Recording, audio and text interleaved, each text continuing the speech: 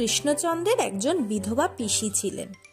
পিসি নিঃসন্তান হলেও অগাধ বিষয় সম্পত্তির মালিক, কিন্তু বুড়ি হাড় কৃপণ। বেশি খেলে পয়সা খরচ হবে, তাই কম খেত। একটা মাত্র ঝি তার দেখাশোনা করত। মহারাজ কৃষ্ণচন্দ্র একদিন গোপালকে ডেকে বললেন, গোপাল, তুমি যদি আমার পিসির কাছ থেকে 1 টাকাও খসাতে পারো, আমি তার দ্বিগুণ টাকা তোমায় দেব। যতই ভুজুং ভাজুং দাও, আমার পিসির কাছ থেকে 1 আধলাও গলাতে পারবে না। গোপাল বলল, আমি পাথর টিপেও রস বার করতে পারি। আপনার টাকাওয়ালা পিসির কাছ থেকে নিশ্চয়ই টাকা খসাতে পারবো। রাজবাড়ির সর্বত্রই গোপালের অবাধ গতি। রাজা কৃষ্ণচন্দ্রের বিশেষ প্রিয়পাত্র হওয়ায় বয়স্করা তাকে সকলেই স্নেহ করত। গোপাল পিসিমার মহলের কাছে গিয়ে পিসিমা পিসিমা বলে ডাকতে লাগলো। কে, গোপাল নাকি? কি মনে করে? এসো বাবা, বসো বাবা। ভালো আছো তো? গোপাল বলল, এমনিতেই ভালো আছি।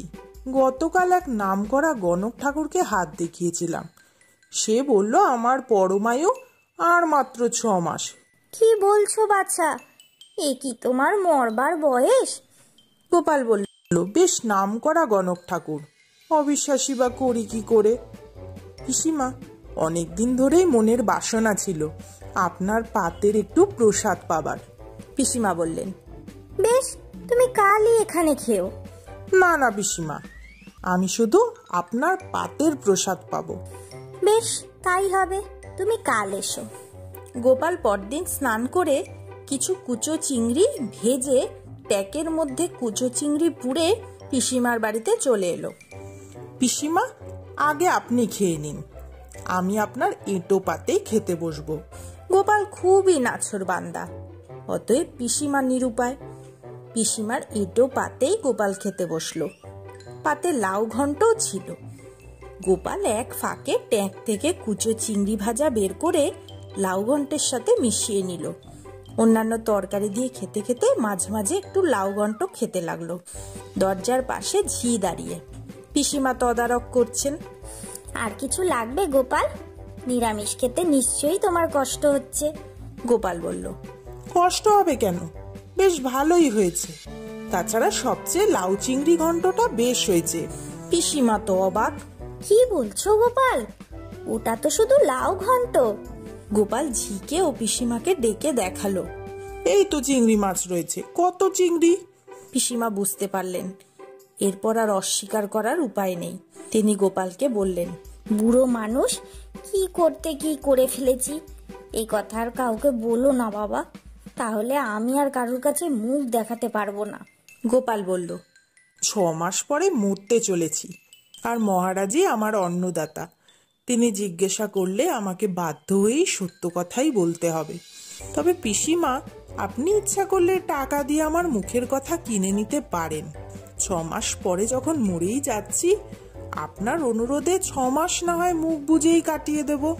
আপনি ঝিকেও কিছু টাকা দিন, ও যাতে কাউকে কোনো কথা না বলে।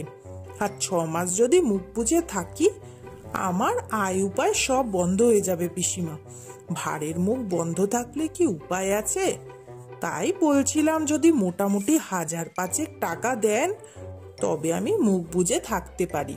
5000? ওরে বাবা, অত হেকো না গোপাল, তাহলে তোমার আগে আমি মারা যাব। আমি অত টাকা কোথায় পাবো? আমি 300 টাকা দিচ্ছি, আর ঝিকেও 50 টাকা দিচ্ছি। এতেই তোমরা একটু চুপ করে থেকো। পিসিমা সত্য সত্যই গোপালের হাতে 300 টাকা দিলেন।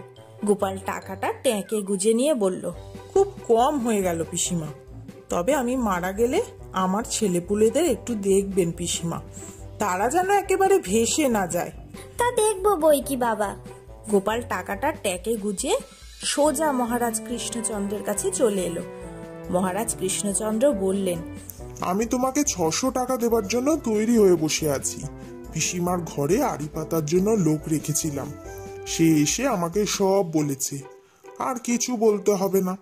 সত্যি গোপাল, তোমার তুলনা হয় না। অমন কিপ্টে পিসিমাকে তুমি নাজেহাল করে টাকা নিয়ে এলে। গোপাল হেসে বলল, সেই জন্যই তো বেশি টাকা দাবি করিনি।